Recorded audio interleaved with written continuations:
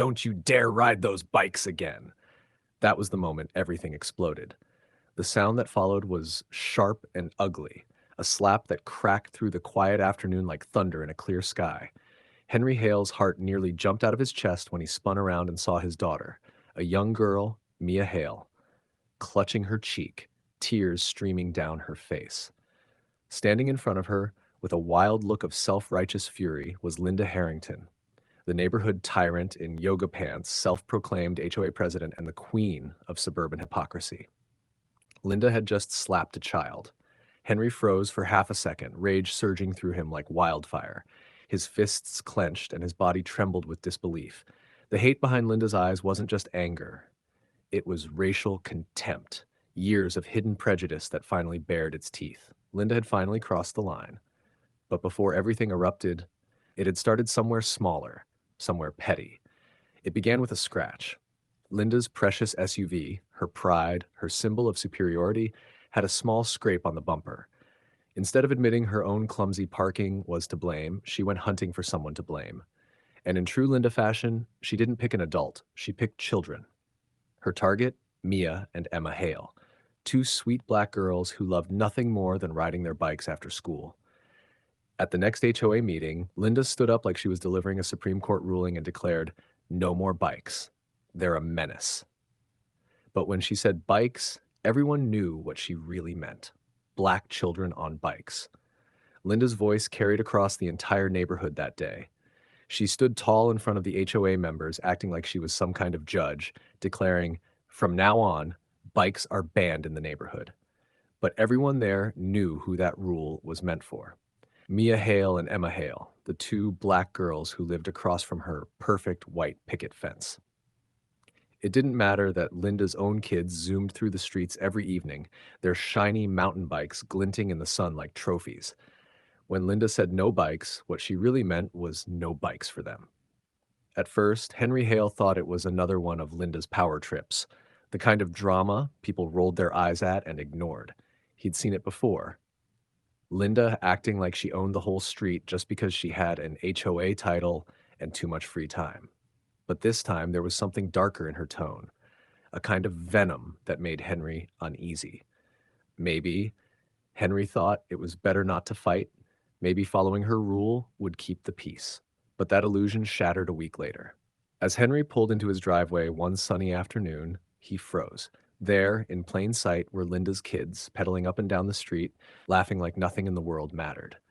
And just a few feet away, Mia and Emma sat on the curb, their small bikes locked in the garage behind them like prisoners. The look on their faces, that quiet heartbreak, burned itself into Henry's mind. Mia Hale watched Linda's kids ride past, and Emma Hale whispered, "Why do they get to, and we can't?" That question sliced Henry open. He stormed across the street, every step fueled by fury.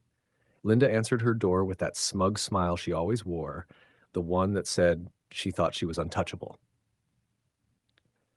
"Why do your kids get to ride their bikes while mine are banned?" Henry demanded. Linda leaned against the doorframe, folded her arms, and said with a smirk, "Because I'm the HOA president. I make the rules. You people? You're just another homeowner. If you don't like it, maybe you should move somewhere else." Have you ever seen someone who thought a title made them the law itself? What would you do if your HOA president banned your kids from riding their bikes while hers raced freely down the same street?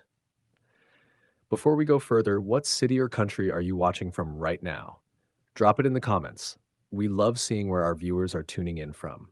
And if you believe that no title or HOA president makes anyone above the law, smash that like button and subscribe to Story Arc for stories that put bullies and racists in their place. Those words hit Henry Hale like gasoline on a fire. Linda's smug face, her tone dripping with superiority, it wasn't just arrogance. It was the kind of quiet racism that hides behind fake smiles and HOA titles. The way she said "you people" without saying it out loud, Henry wanted to snap right there, but he forced himself to hold back. Not yet. Not in front of her. He turned away, his fists so tight that his nails dug into his palms. Every step back to his house felt heavier. Inside, his daughters waited with wide eyes. Later that night, as they sat at the kitchen table, Mia Hale looked up and asked softly, "Dad, why can't we ride our bikes? Did we do something wrong?" Henry's throat tightened. The question broke him. He could barely get words out. "No, baby," he whispered. "You didn't do anything wrong." But deep down, he knew something had to change. He wasn't going to let Linda decide what his daughters could or couldn't do. Not anymore. That night, Henry made up his mind. Whether Linda liked it or not, Mia and Emma were going to ride their bikes again. The next morning dawned bright and warm, a perfect Saturday, the kind of day kids dream about. The smell of coffee filled the Hale kitchen as Henry sipped his mug. Mia looked up at him, her voice small but hopeful. "Dad, can we please ride our bikes today?" Normally, Henry would have said no, would have tried to avoid another fight. But that morning, something inside him finally snapped. He slammed his cup on the table. "You know what? Forget Linda. Go ride your bikes." The way Mia Hale and Emma Hale's faces lit up, that joy, it reminded Henry why he'd stood his ground in the first place. Within minutes, the two girls were out on the street, their laughter echoing like freedom itself. For once, it felt like victory. But peace never lasts long when racism runs the neighborhood. As Mia and Emma pedaled past Linda's oversized mansion, the front door burst open. Linda stormed out, robe flying, coffee in hand, fury twisting her face. Linda charged out of her massive house like a storm in human form, messy blonde hair flying, robe half open, clutching her mug of coffee like it was a weapon. Her voice pierced through the quiet morning. "I told you, brats! No bikes!" Mia froze in her tracks, terrified. Emma tried to pedal faster, but before she could escape, Linda was already in the middle of the street. She lunged forward, grabbed Mia's handlebars, and yanked hard. Mia lost her balance and toppled sideways. The next sound made the entire neighborhood freeze. A slap. Loud, sharp, cruel. Mia's head snapped to the side and her cheek flushed red instantly. Tears burst from her eyes as she clutched her face. Emma screamed, "Mia!" By then, Henry was already sprinting out the door. He didn't think. His body just moved. Every muscle burned as he ran, fury pounding in his chest. When he reached the street, the scene in front of him felt unreal. Mia was crying, Emma was shaking, and Linda stood there, smug, chest puffed out like she'd just done something righteous. "What have you done?" Henry shouted, his voice echoing like thunder. Linda didn't flinch. She sneered, her tone dripping with entitlement. "This is what happens when you disobey your HOA president. You should have taught them respect." Respect. That word coming from her mouth nearly made Henry lose control. He took one step forward, fists trembling, rage boiling under his skin. But instead of swinging, he reached for his phone. His voice shook as he spoke into it, but his resolve was solid steel. "Yes, I need police at Willow Crest Lane, right now. Assault on a child."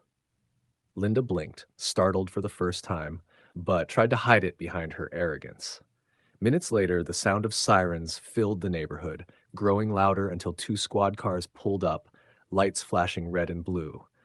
Linda stood stiffly, arms folded, pretending to be calm, but her hands still trembled, the same hand that had struck a child in broad daylight. Neighbors began to step out, phones ready, watching justice arrive. Two police cars rolled to a stop, lights flashing across the cul-de-sac as neighbors peeked from behind curtains and front doors. Linda straightened her robe and plastered on that fake sugary smile she always used when she thought he was on her side. Before Henry could even open his mouth, Linda stepped forward, putting on her best performance. "Officers, thank God you're here," Linda said, hand on her chest like she was the victim. "These children were breaking community safety rules. Bikes are banned. They were endangering everyone, so I simply disciplined them." Disciplined. That word made Henry Hale's jaw tighten. He couldn't believe what he was hearing. This woman had just struck his daughter and was now pretending it was some kind of lesson. But the officers didn't buy it. One of them turned to Mia, crouching down beside her. "Sweetheart, what happened?" he asked gently. Through quiet sobs, Mia whispered, "She slapped me." The officers exchanged glances, their expressions shifting instantly. One of them straightened, looking toward Henry. "Sir, you the one who called this in?" Henry nodded firmly. "Yes? That woman hit my daughter." His voice was low but steady, every word heavy with fury and truth. The officer turned back to Linda, his tone colder now. "Ma'am, is that true? Did you put your hands on this child?" Linda stammered, her fake composure cracking. I was just enforcing community rules. They were breaking safety codes. Someone had to." That's enough, the second officer cut in sharply. You don't get to put your hands on anyone's child. He took a step closer, voice firm. Ma'am, turn around. Hands behind your back. Linda's smile vanished. What?